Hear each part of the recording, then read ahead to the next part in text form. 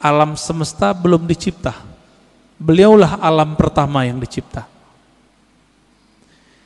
Oleh karena itu dalam kalam-kalam ilhami yang didapat oleh ulama-ulama kita, ada dialog Allah Subhanahu wa taala dengan dirinya.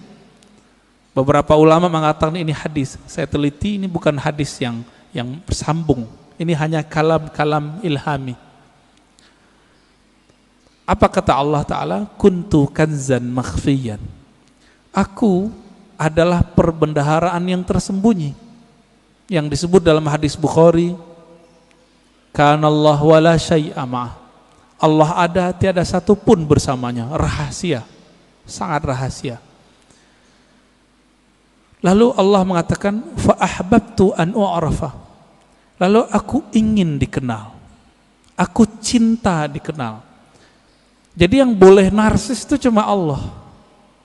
Yang boleh suka popularitas itu cuma Allah. Karena Allah punya rahasia disebut kanz, kanzan makhfiyan. Aku ingin dikenal, fa khalaqtul khalqa. Aku ciptakanlah makhluk. Siapa makhluk pertama? Allah ciptakanlah apa yang kita sebut dengan tiupan pertamanya. Allah meniup. Ini jangan salah faham. Ini contoh ayatnya. Fanafakhtu fihi min ruhi.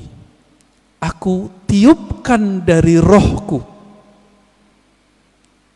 Allah menyebut zatnya, rohnya. Maka Allah menamakan zatnya dengan roh, ruh. Hembusannya itu menjadilah apa yang kita sebut sekarang dengan Nur Muhammad sallallahu alaihi wasallam. Tapi sebelum Nur Muhammad, Allah itu mengenalkan dirinya bahwa dialah Ahad. Qul huwallahu ahad. Jadi hadis kalam ilhami tadi semuanya ada di surat Al-Ikhlas ketika Allah mengatakan Qul huwa. Kenapa bukan Allah dulu tapi huwa dulu? Dalam tradisi bahasa Arab, kata yang zahir mesti lebih awal daripada kata ganti. Huwa artinya dia. Apa arti dia? Ini kata ganti. Allah nama yang zahir. Oleh karena itu Imam Abdul Qahir Al-Baghdadi, Imam Ahlus Sunnah mengatakan, kalau ayat ini dimulai dari huwa, bukan Allah, seperti ayat kursi Allahu la ilaha illa hu, berarti huwa itu bukan nama ganti. Huwa itu adalah nama asli Allah Subhanahu wa ta'ala. Disebut nama zahir juga Pak, nama yang nyata. Huwa itu bahasa Arab artinya dia. Bapak kalau sebut dia dalam bahasa kita, maknanya mirip dalam bahasa Arab. Saya bilang dia, orangnya tampak enggak oleh mata? Ya. Tadi saya ngobrol sama beliau nih. Kita cerita tentang Habib Qais, beliau khutbah. Kelihatan enggak sekarang orangnya? Enggak, berarti tidak terlihat oleh fisik. Maksud dari kata dia, Allah itu tidak bisa dicapai oleh pandangan fisik, pendengaran fisik, semua yang berkaitan dengan indrawi. Itulah makna huwa. Oleh karena itu ulama kita yang ahli qalbu sepakat huwa nama Allah. Jadi jangan heran nanti ketemu kiai-kiai Betawi lama, kiai-kiai Banten, kiai-kiai Jawa lama, kiai-kiai Sumatera, mereka berzikir hu Allah. Ya, hu itu surat Al-Ikhlas itu Pak. Bukan bid'ah, diambil ayat itu huwallah. Bid'ah enggak tuh? Ngambil dari surah Al-Ikhlas kok. Ya, kalau ada sahabat kita yang mengatakan bid'ah, mungkin pensyarahan ini belum sampai kepada beliau. Kitab-kitab mengenai ini banyak. Al-Ibda, ya, fi Madaril Ibtida, itu menjelaskan perdebatan ulama tentang zikir hu boleh atau tidak. Setelah dibid'ahkan oleh Ibnu Taimiyah, dibalas oleh yang lebih senior oleh Ibnu Taimiyah, namanya Ibnu Athaillah Sekandari. Finalnya itu boleh, bahkan disyariatkan. Masyru', begitu bahasa Arabnya. Jadi jangan terjebak di situ. Huwa itulah yang disebut kanzan makhfiyan, perbendaharaan yang tersembunyi. Coba lihat Bapak Saudara makan Allah. Allah itu dalam surat Taha berkata kepada Sayyidina Musa, "Hei Musa, innani anallah." Masih ingat? Ayat 14. Surat 20 ayat 14. Innani anallah. Sesungguhnya akulah Allah. Berarti Allah menyebut di sini nama zatnya dengan ana. Sesungguhnya akulah Allah. Maka Nabi Musa diperkenalkan oleh Allah dengan nama yang baru, Allah. Itu sebabnya orang-orang Yahudi memanggil Allah itu dengan panggilan El. Allah itu bahasa Arab, Pak. Dalam bahasa Ibrani, El. Siapa yang menjelaskan ini? Ada tokoh orientalis dari Australia, tetangga kita. Namanya Arthur Jeffrey. Bisa 19 bahasa, Pak. Tapi sampai mati dia nggak percaya Quran dari Allah. Meneliti Quran, meneliti hadis, tapi nggak percaya bahwa Al-Quran dari Allah. Emang hidayah itu nggak masuk ke akal, hidayah itu masuk ke kolbu. Jadi kalau Bapak ngaji, diakal-akali, itu dalam pikirannya nolak terus tuh apa yang saya katakan dari awal sampai sekarang. Maka kalau ngaji, jadikan akal itu tunduk kepada kolbu. Kolbu itu mainnya dengan rasa.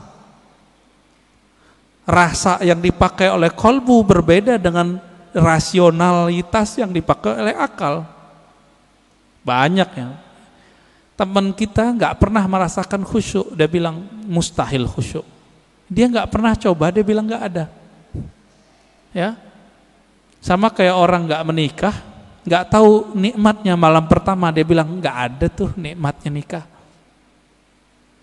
Mirip-mirip begitulah kira-kira. Bapak Ibu Saudara makan Allah. Jadi ketika disebut huwallah, huwa itu adalah perbendaharaan yang tersembunyi. Lalu Allah mengenalkan dirinya menjadi Allah. Nah, proses dari huwa ke Allah ini panjang.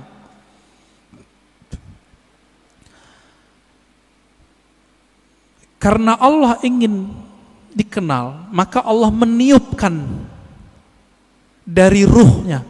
Tiupan inilah yang disebut dengan tiupan yang bernama Ahmad.